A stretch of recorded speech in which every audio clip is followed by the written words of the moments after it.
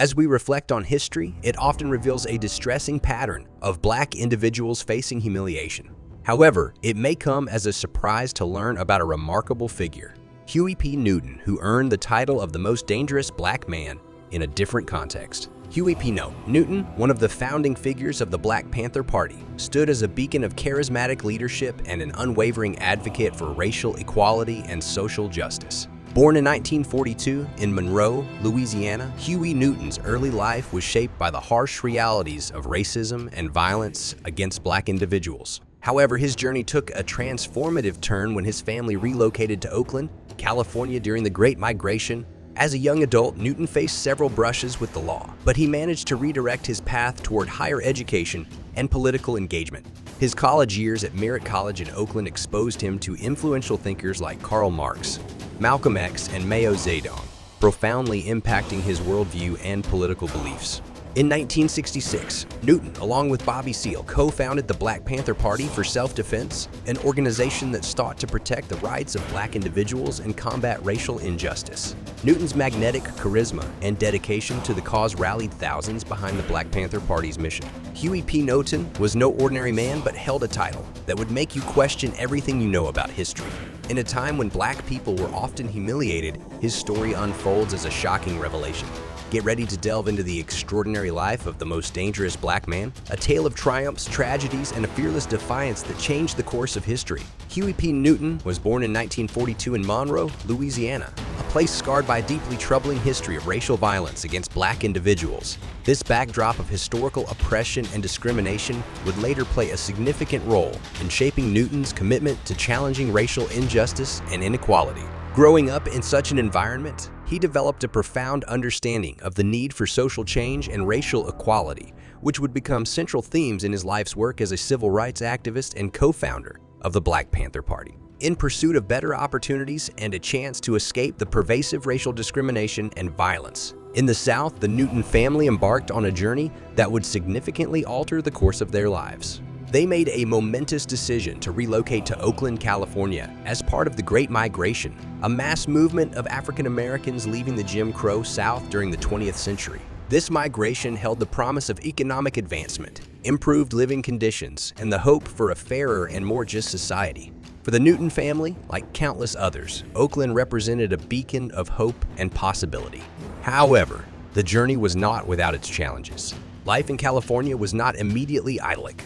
They faced financial hardships and had to frequently relocate within the San Francisco Bay Area during Huey Newton's childhood. Despite a tumultuous youth marked by run-ins with the law, Huey Newton's life took a remarkable turn, evolving into the story of a remarkable transformation and the rise of an influential figure. Growing up in an environment where opportunities were scarce and racial injustices rampant, Newton's early years were far from promising. However, his innate intellect and an insatiable hunger for knowledge led him to higher education, where he became deeply immersed in the works of influential thinkers like Karl Marx, Malcolm X, and Mao Zedong. These readings shaped his worldview and ignited his passion for social and political change. But what inspired their vision for self-defense and empowerment in the face of systemic racism? How did intellectual giants like Marx, Malcolm X, and Mao influence Newton's activism? And what pivotal moments, like his arrest and China visit, shaped the Panthers' trajectory? Newton's pivotal moment came when he co-founded the Black Panther Party for Self-Defense alongside Bobby Seale in 1966. This organization aimed to empower Black individuals and combat systemic racism. Newton's charismatic leadership and unwavering commitment to racial equality resonated with many, turning him into a symbol of resistance against oppression. Huey Newton's college years were a period of profound intellectual growth and political awakening. While attending Merritt College in Oakland, California, he immersed himself in the world of politics and philosophy, which would go on to shape his influential activism. Newton's exposure to influential thinkers like Karl Marx, Malcolm X, and Mao Zedong had a transformative effect on his worldview.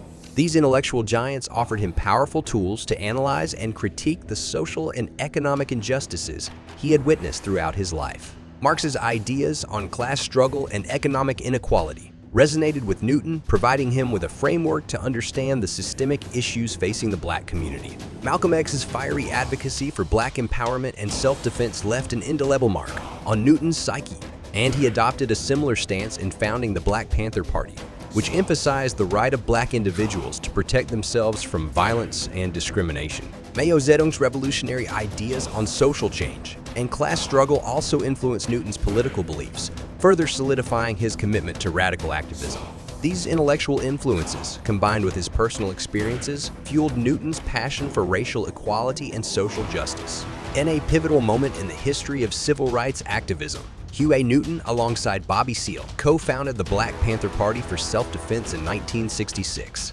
This organization emerged as a response to the rampant racial injustices and systemic oppression faced by black individuals in the United States. The Black Panther Party's foundational principle was the advocacy of black individuals' right to self-defense.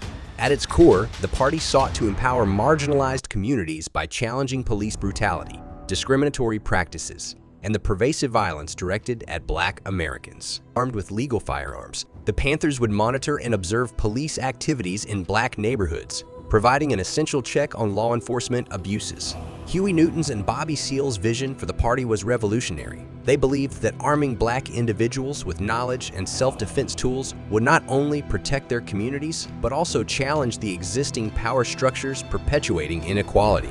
The Panthers' iconic black berets and armed patrols became a symbol of resistance demanding equal treatment and justice. Huey Newton's arrest, trial, and subsequent release became a defining and highly significant moment, not only in his personal life, but also in the history of the Black Panther Party. In October 1967, Newton was arrested and charged with the murder of Oakland Police Department officer John Frey. What followed was a fiercely contested legal battle, with Newton maintaining his innocence. His trial captured the nation's attention and became a rallying point for civil rights activists, both within the Black Panther Party and beyond. The case represented the broader struggle against police brutality and systemic racism that the Panthers were advocating against. During this time, a coalition of activists, including the Peace and Freedom Party, joined forces to support Newton's cause. The Peace and Freedom Party, a predominantly white anti-war political organization, lent credibility and broader appeal to the movement, emphasizing the intersectionality of racial and social justice causes. Following his release from prison, Huey Newton embarked on a journey that took him to China, an adventure that would significantly influence the trajectory of the Black Panther Party. Newton visited China in late September 1971, a time when the nation was undergoing radical political and cultural transformations under the leadership of Chairman Mao Zedong. During his stay, Newton had high-profile meetings with North Korean, Tanzanian, North Vietnamese, and South Vietnamese representatives, among others. Newton's perspective on China was highly positive, describing it as a free and liberated territory with a socialist government.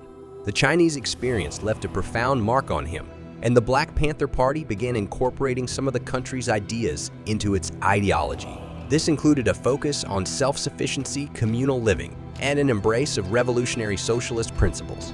Nonetheless, Newton's life took a worrisome turn in the 1970s, which was a difficult time for him. There were rumors circulating that he was becoming increasingly paranoid, was addicted to drugs, and had violent inclinations. One noteworthy instance involves the shooting of a 17-year-old girl named Kathleen Smith, who sadly passed tragically as a result of her injuries. After a brief conversation between the two of them on the street, Newton was accused of shooting the woman. In spite of being tried for these claims multiple times, he was never found guilty of them. Huey Newton maintained his dedication to intellectual development all the way through the completion of his doctoral studies at the University of California, Santa Cruz, in the social philosophy program of History of Consciousness. His dissertation for his doctorate was titled War Against the Panthers, a study of repression in America, and it explored a variety of facets of the evolution of the Black Panther Party, as well as the response of the United States government against the organization. Insights on the difficulties experienced by the Black Panthers that were gleaned through Newton's academic studies are frequently disregarded but are essential. Newton's life was unfortunately cut short in 1989 when he passed suddenly unexpectedly at the age of 93. His memory will live on as a reminder of the transformational power of education and action in the struggle for equality and social justice. He will also be remembered as a symbol of resistance against racial injustice.